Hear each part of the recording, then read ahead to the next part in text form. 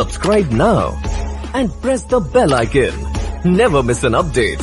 मित्रों, कल से मेरे मन में एक बहुत बड़ा टेंशन चल रहा था कि बारिश हो रही है, मौसम ठीक नहीं है, मैदान में पानी भर गया है, शायद मैं आपको मिल पाऊंगा या नहीं मिल पाऊंगा।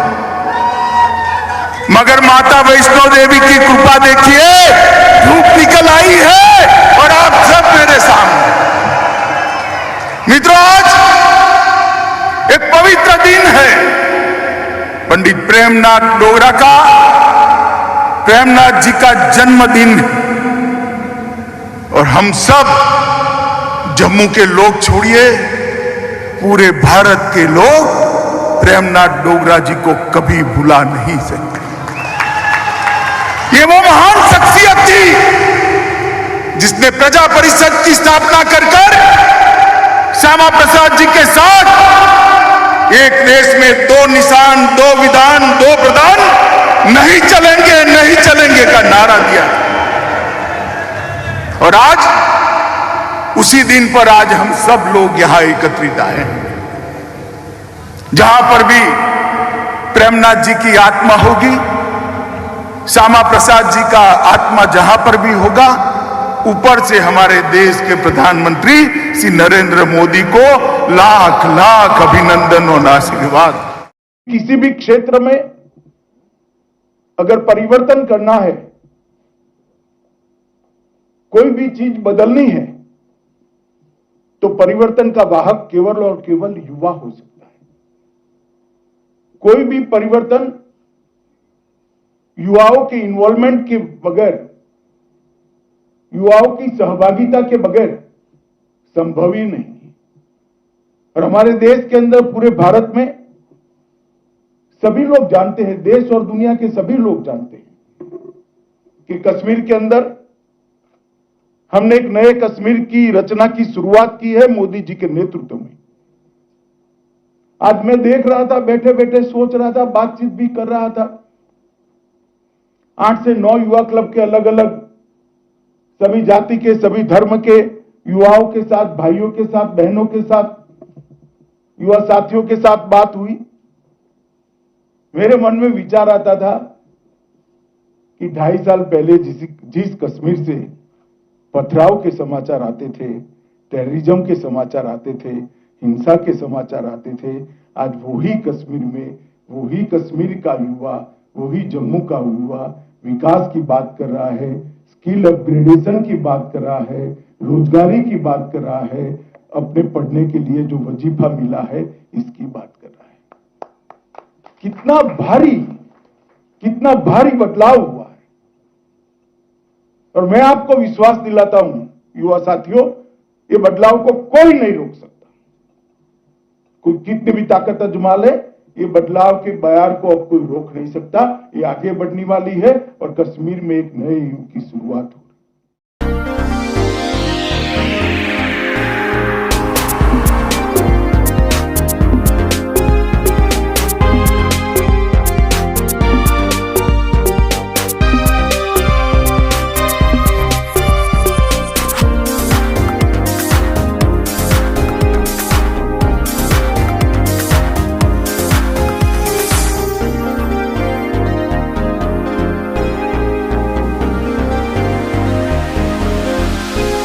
हमारी कश्मीर की लगभग 70% आबादी, 70% आबादी 35 साल के नीचे की उम्र की।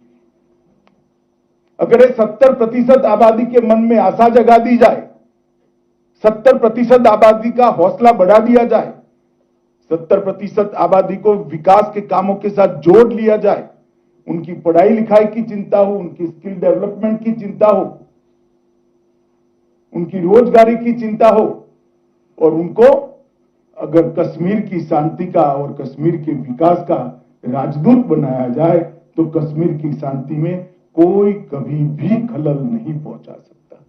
युवा मित्रों, मैं आपको बताना चाहता हूं, युवाओं को एक बात हमेशा याद रखनी चाहिए, जीवन ही संभावनाओं से बहुत भरा हुआ होता है। हर एक व्यक्ति का जीवन संभावनाओं से भरा हुआ होता है। निर्भर उस पर करता है कि आपको जो अपॉर्चुनिटी मिलती है, आपके सामने जो संभावनाएं उपलब्ध है, इसका उपयोग आप कैसे करते हो। क्या आप रोना धोना लेकर बैठना चाहते हो? क्या नेगेटिव माइंडसेट के साथ आगे बढ़ना चाहते हो, या ऑप्टिमिस्टिक माइंडसेट के साथ संभावनाओं का संपूर्ण दोहन कर सब में आगे निकलना चाहते हो? वो युवा ने तय करना है। हर युवा के लिए इस देश में अपार संभावनाएं पड़ी है। स्टार्टअप से लेकर ढेर सारे प्रोग्राम मोदी जी ने चालू करे हैं, और मोदी जी ने कई सारे ऐसे प्लेटफॉर्म तैयार करे हैं जिससे हमारे छोटे से छोटे गांव का, जम्मू कश्मीर के मेरे गांव का युवा गांव में रहकर दुनिया के प्लेटफॉर्म पर सीना तान कर खड़ा हो जाए। ऐसे बहुत प्लेटफॉर्म तैयार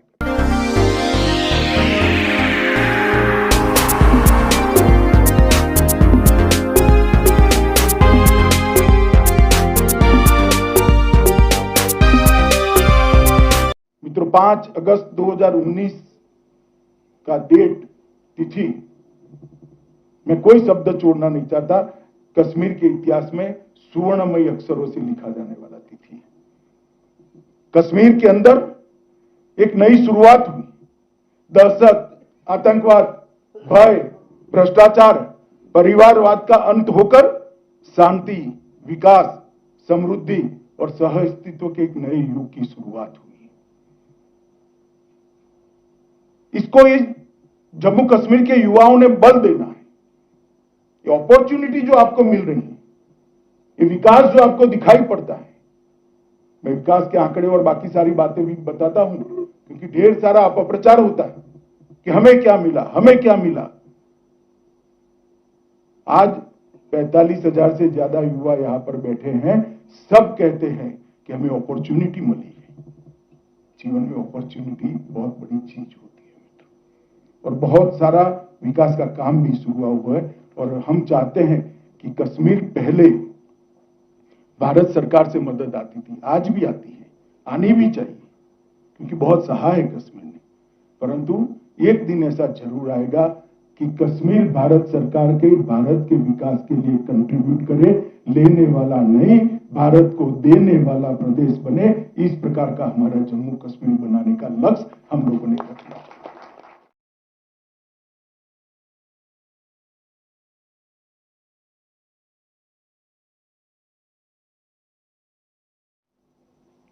यहां बैठे हैं जिनको सब्सिडी मिली है, वजीफे मिले हैं, जिनको लोन मिला है, जो खेलों के साथ जुड़े हैं, ऑनलाइन जुड़ सकते हो आप।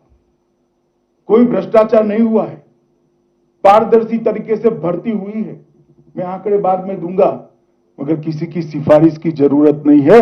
आप में मेरिट है, आपके पास मार्क है, आपके पास कौवत है, आपके पास कौशल है, तो अपॉइंटमेंट लेटर घर पे आ जाएगा।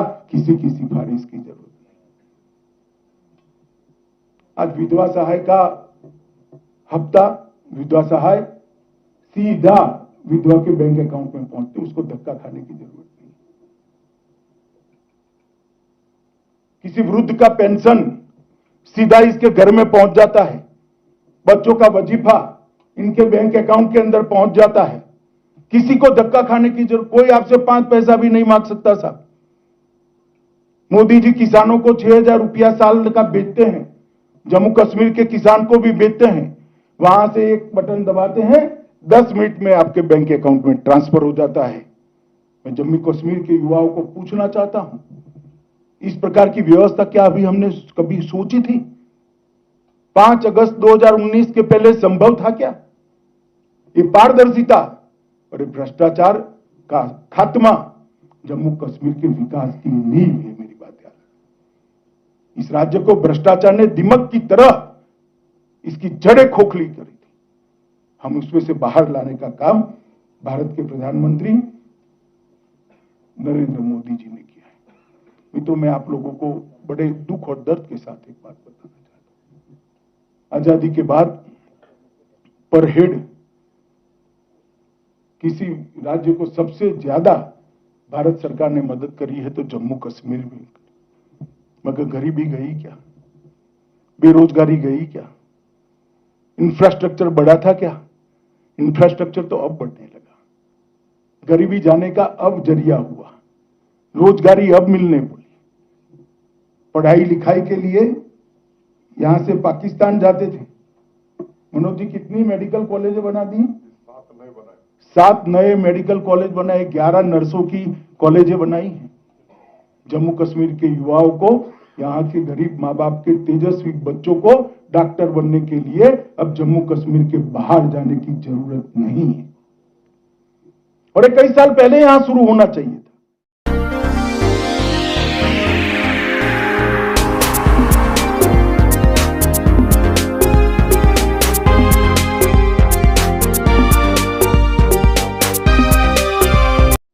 अगस्त 2019 के पहले कश्मीर का युवा इस देश का वित्त मंत्री या गृह मंत्री या देश का राष्ट्रपति उपराष्ट्रपति बनने का सोच सकता था?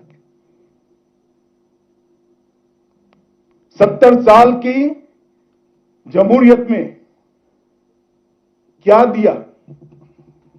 87 विधायक, 6 सांसद और 3 परिवार। मैं नाम लेना नहीं चाहता परिवार का, सब जानते हैं। मोदी जी ने 30,000 चुने हुए प्रतिनिधि देने का काम इतने कम समय के अंदर दिया है, और मैं मानता हूं कि लगभग पंचायत चुनाव में 4,291 निर्वाचन क्षेत्रों में चुनाव हुआ। ब्लॉक विकास परिषद के अंदर 285 तहसील पंचायतों का और जिला परिषद की 280 सीटों का चुनाव हुआ, और बढ़ चढ़कर 98% तक लोगों ने वोट डाले हैं, और लगभग 30,000 प्रतिनिधि आज अपने अधिकार का उपयोग करें, अधिकार को प्राप्त किए हैं और जम्मू कश्मीर की सेवा करें। जो लोग चिल्ला रहे हैं वो इसलिए चिल्ला रहे हैं कि जमहूरियत, लोकतंत्र 3 परिवारों की गिरफ्त से निकल एक गरीब के घर में गई है। हर पंचायत में एक वार्ड का सदस्य आया है, तहसील पंचायत में उसका एक तहसील पंचायत का सदस्य आया है, ब्लॉक का सदस्य आया है, हर जिला पंचायत में जिला पंचायत का सदस्य आया है। लोकतंत्र को घास रूट लेवल पर परकोलेट करने का काम नरेंद्र मोदी जी ने किया है, और जम्मू कश्मीर में साच अर्थ में इतने सालों के बाद लोकतंत्र की शुरुआत करी। देश भर में त्रिस्तरीय पंचायत की शुरुआत सालों पहले हो गई थी, मगर जम्मू कश्मीर में नहीं हुई थी। और मैं मानता हूं कि बहुत बड़ी अपॉर्चुनिटी अगर किसी को मिली है तो सबसे बड़ी अपॉर्चुनिटी हमारे युवाओं को मिली है। मुझे बताओ भला, गांव में पंच सरपंच कौन बनेगा? 5 साल के बाद आप ही बनोगे।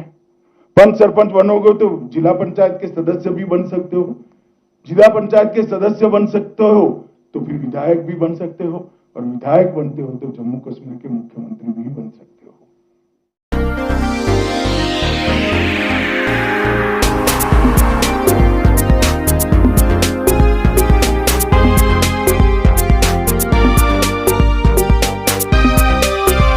मित्रों, एक दावा था कि आतंकवाद बढ़ जाएगा। 2004 से 14 के, मैं पुराने 90 के तो आंकड़े बोलना भी नहीं चाहता, उसमें 2081 नागरिकों का मृत्यु हुआ था, प्रतिवर्ष 208, और 14 से 21 अब तक प्रतिवर्ष 30 लोगों की मृत्यु हुई है। आतंकवाद कम हुआ है, पथराव अदृश्य हो गया है, और मैं आपको विश्वास दिलाना चाहता हूं, जम्मू कश्मीर की शांति को जो लोग खलल पहुंचाना चाहते हैं, हम उनके साथ सख्ती से निपटेंगे। ये जो विकास की यात्रा शुरू हुई है, इसमें कोई भी रोड़ा नहीं डाल पाएगा। ये हमारा कमिटमेंट है, और हम इसी रास्ते पर आगे बढ़ेंगे। और मित्रों, मैं इसमें ज्यादा आंकड़ों में जाना नहीं चाहता, मगर इतना जरूर कहना चाहता हूं कि अब तक 40,000 से ज्यादा, सब मिलाकर सेना, दहशतगर्द और नागरिक, सुरक्षाकर्मी, सेना सब मिलकर 40,000 लोगों की जान गई है। इसे हमें खत्म करना है या नहीं करना है? दहशतगर्दी और विकास दोनों एक साथ संभव है क्या? आप बताइए मुझे, संभव है? हो सकता है क्या? कभी नहीं हो सकता। विकास की पहली शर्त है यहां शांति हो। और कौन इसको निकालेगा? सरकार निकाल सकती है क्या? ना भाई ना। सरकार तो प्रयास कर सकती है। दहशतगर्दी को निकालने का काम मेरे यूथ क्लब के आज मेरे सामने उपस्थित 45,000 युवाओं ने करना है, आप लोगों ने करना है। आप लोगों ने शांति और विकास का दूत बनकर समग्र जम्मू कश्मीर के युवाओं में संदेश लेकर जाना है कि ये रास्ता नहीं है हमारे जीवन को आगे बढ़ाने का, ये रास्ता हो ही नहीं सकता। और पाकिस्तान की बात करने वालों को मैं कई जवाब दे सकता हूं, मगर मैं वो जवाब देने यहां नहीं आया। मैं तो मेरे युवा भाई बहनों के साथ बात करने आया। मैं आपको पूछना चाहता हूं, पास में ही पाक ऑक्यूपाई कश्मीर है। हमें तो अभी जम्मू कश्मीर में जो विकास है इससे संतोष नहीं है, परंतु अभी भी यहां का जम्मू कश्मीर और पाक ऑक्यूपाई जम्मू कश्मीर का एक बार तुलना कर देना। क्या मिला? गरीबी के अलावे क्या मिला? अंधेरे के अलावे क्या मिला? धुएं के अलावे क्या मिला? आज भी घर में लकड़ियां और टहनियां जलाकर खाना पकाया जा रहा है और यहां विकास के एक नए दौर की शुरुआत हुई। मित्रों, आज मैं जम्मू में आया हूं, सबसे पहले ये कहने आया हूं कि जम्मू वालों के साथ अन्याय का समय समाप्त हो चुका है। अब कोई आपके साथ अन्याय नहीं कर सकता। सालों तक अन्याय झेला है आप, मगर कोई अब अन्याय नहीं कर सकता। विकास दोनों का साथ में होगा, कश्मीर का भी होगा, जम्मू का भी होगा।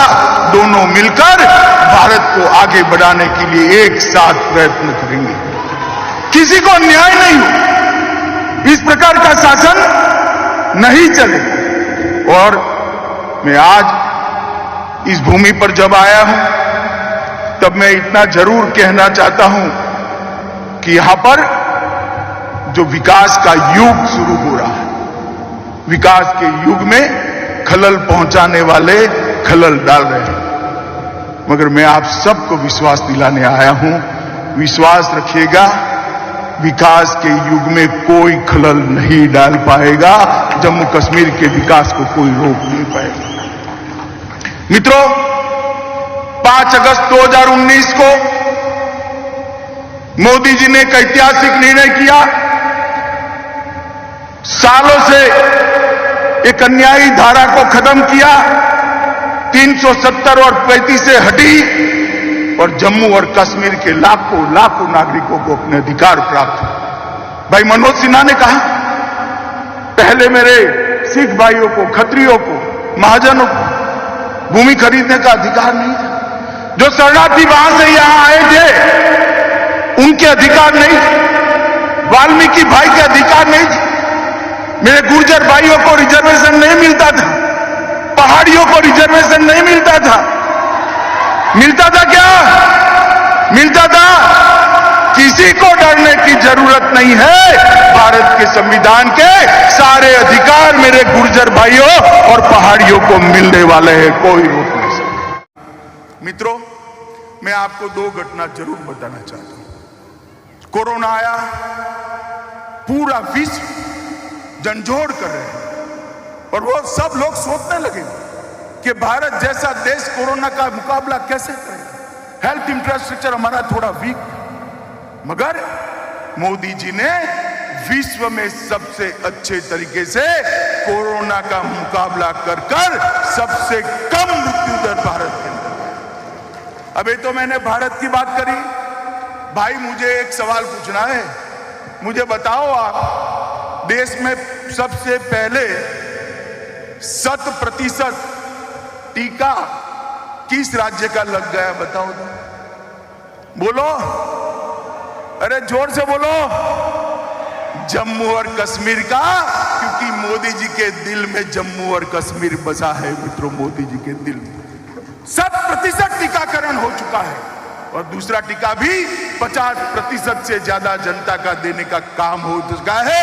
देखते देखते देखते दूसरा टीका भी 100% हो गया। और दूसरा, मोदी जी एक योजना लाए हैं, प्रधानमंत्री आयुष्मान भारत योजना।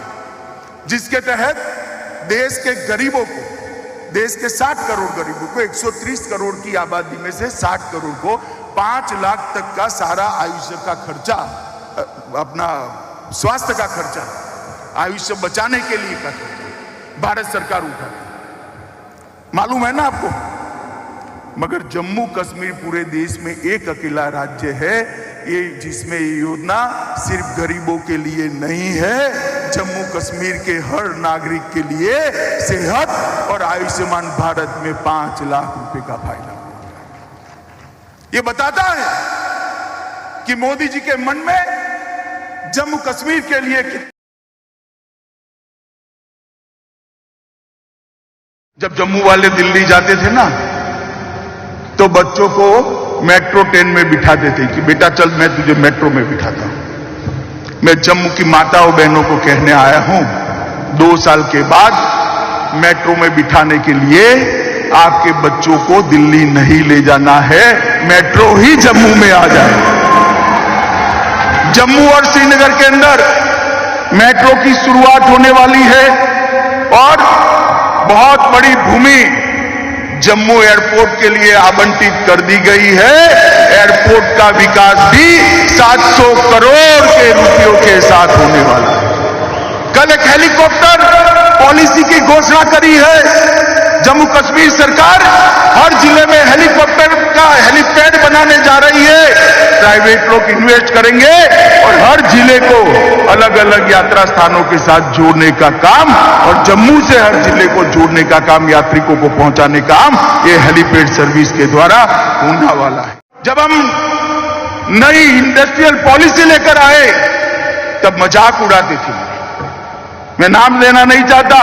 ये 3 परिवार वाले जो शोषण करे हैं ना सालों तक आपका, करे या नहीं करे? अरे जोर से बोलो, करे या नहीं करे? ये मजाक उड़ाते थे। कौन आएगा यहां? ये मोदी जी का कमाल है। 12,000 करोड़ का इन्वेस्टमेंट आ गया है।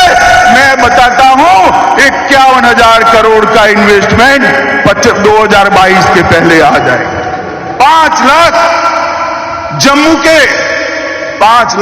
के युवाओं को इससे रोजगारी मिलने वाली। 9 medical college, 15 nursing college, IIT, NIT, IIM, NIP, IIMC, 2 cancer institute, political college, polytechnic college, BSc nursing college, ढेर सारे इंस्टीट्यूशन यहां छापे बनाए गए हैं। आप मुझे एक बात करिए, कल ये 3 परिवार वाले मुझे सवाल पूछ रहे थे कुछ कि क्या देकर जाओगे? भाई मैं तो हिसाब लेकर आया हूं, क्या देकर जाएंगे? बताता भी हूं, मगर 70 साल आपके 3 परिवारों ने राज किया, आपने क्या दिया इसका हिसाब लेकर आओ भाई। जम्मू कश्मीर की सरकार आपका हिसाब मांगे। मोदी जी ने प्रधानमंत्री बनते ही 55,000 करोड़ रुपए का पैकेज दिया था और 55,000 करोड़ रुपए के पैकेज में से 35,000 रुपया खर्च हो चुका है। 21 योजनाएं समाप्त हो चुकी हैं। 21। आप हमारा हिसाब मांगते? आपने अपने परिवार के अलावा किसी की चिंता की है क्या? की है? जम्मू वालों बोलो जरा, की है क्या? जम्मू को न्याय किया या नहीं किया? मित्रों, ये मोदी जी का शासन है। ना किसी को न्याय होगा, ना किसी का तुष्टीकरण होगा। आरक्षण का जहां तक सवाल है, अनुसूचित जनजाति समुदाय के सदस्यों के लिए आरक्षण नहीं था। अनुसूचित जाति और जनजाति के लिए सीटें आरक्षित होने वाली है। इसका आयोग बन गया है। ओबीसी की जातियां भी अब तय होने वाली है। पहाड़ी जनजाति समुदायों के लिए 4% आरक्षण दे दिया गया है। आपका नुमाइंदा भी अब असेंबली में गौरव के साथ बैठेगा और मंत्री बनकर आपके बीच में आने वाला है। अंतर्राष्ट्रीय सीमा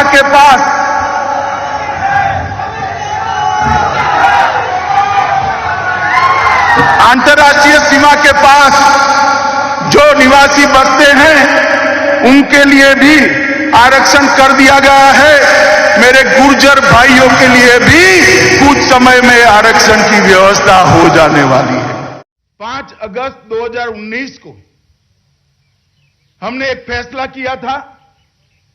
वो फैसले के बाद पहली बार आया हूं और मैं आपको बहुत भरोसे से कहना चाहता हूं कि मोदी जी के नेतृत्व में जम्मू और कश्मीर और विशेषकर घाटी के अंदर विकास के नए युग की शुरुआत हुई है। इसकी अनुभूति तो आपको होती है। मैं आपको विश्वास दिलाना चाहता हूं 2024 तक आपको इसका अंजाम ही बहुत खूबसूरत देखने को मिलेगा। कश्मीर का चहुमुखी विकास हो, यह मोदी जी की दिल की इच्छा है। विकास की बात करने ही मैं आया हूं, मगर मैं उसके पहले मेरे मन की बात भी थोड़ी कहना चाहता हूं। मुझे बहुत ताने सुनाए गए हैं, बहुत कोसा गया है, बहुत कड़े कड़े शब्दों में मेरी निंदा की गई है। मैं आज आपके साथ मन खोलकर बात करना चाहता हूं, इसीलिए ना बुलेट प्रूफ है ना कोई सिक्योरिटी है, मैं आपके सामने ऐसे ही खड़ा हूं। मित्रों, आज ही मैंने अखबार में देखा, फारूक साहब ने मुझे सलाह दी है कि भारत सरकार पाकिस्तान से बातचीत करे।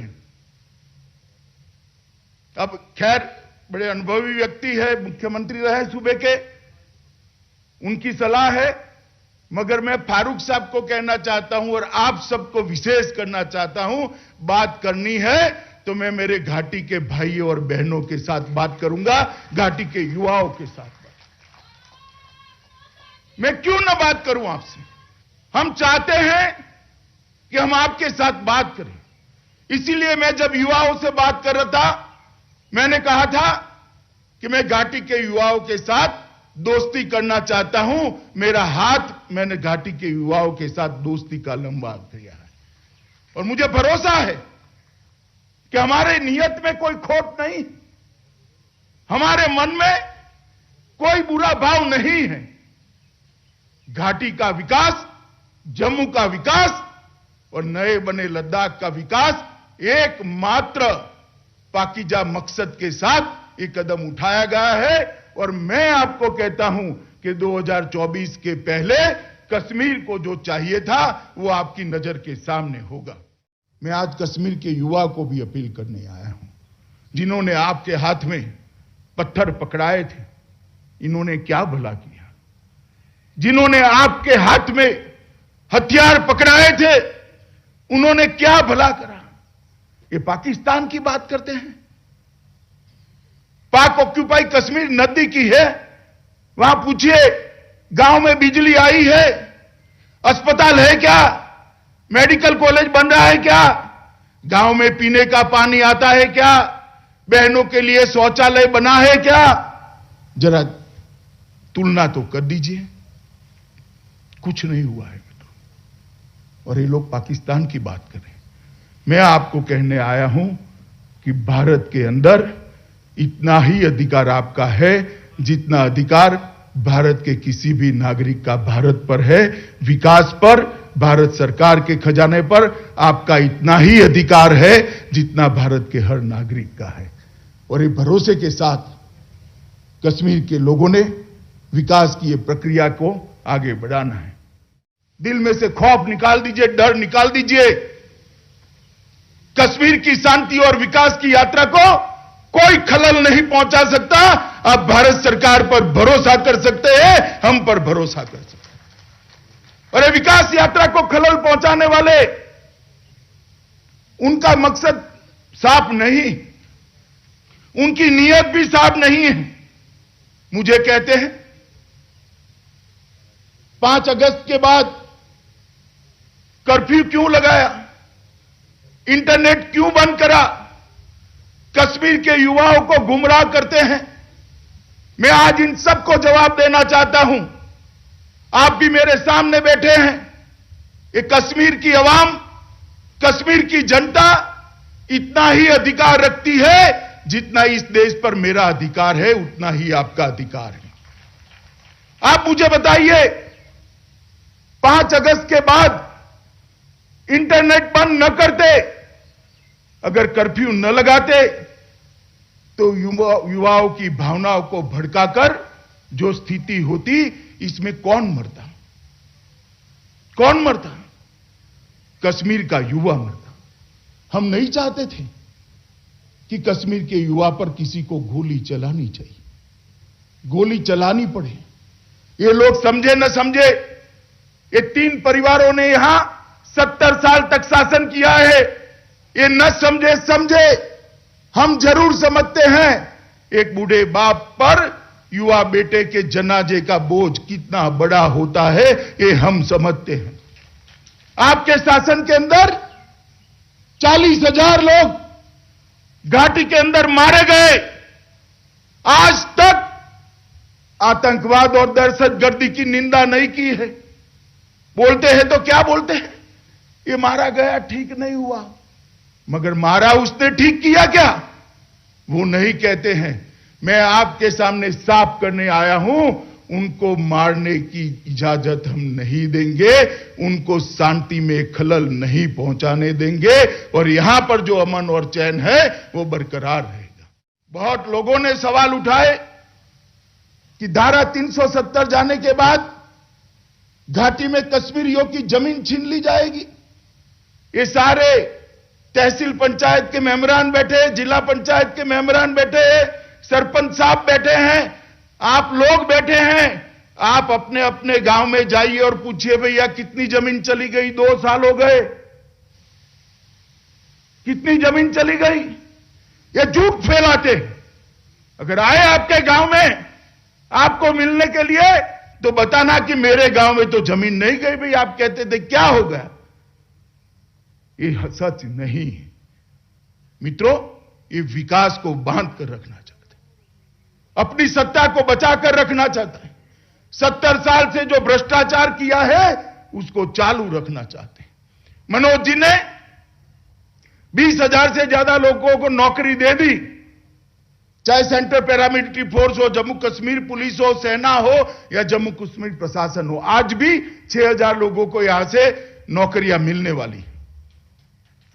मैं आपको दावे से कहता हूं, ना एक भी सिफारिश हुई है, ना एक भी व्यक्ति को पैसा देना पड़ा है। ये जो जमाना था ना अपने आसपास वालों को नौकरी देने का, वो जमाना समाप्त हो गया है। जिसमें कौवत है, जिसमें मेरिट है, जिसके अंदर दम है, जो अपनी जवानी कश्मीर के विकास के लिए लगाना चाहता है, उसको नौकरियां मिल रही। मगर उनके पेट में दर्द हो रहा है कि हमारी सिफारिश के बगैर भला किसी को नौकरी मिले, हमारी सिफारिश के बगैर कोई क्लार्क बन जाए, कोई शिक्षक बन जाए, कोई कांस्टेबल बन जाए। ये कैसे हो सकता है? मैं कहना चाहता हूं जनाब, अब ऐसे ही होने वाला है। अब ये 3 परिवारों का जो इस प्रकार से आपने भ्रष्टाचार का शिकंजा कसा था, ये नहीं चलने वाला।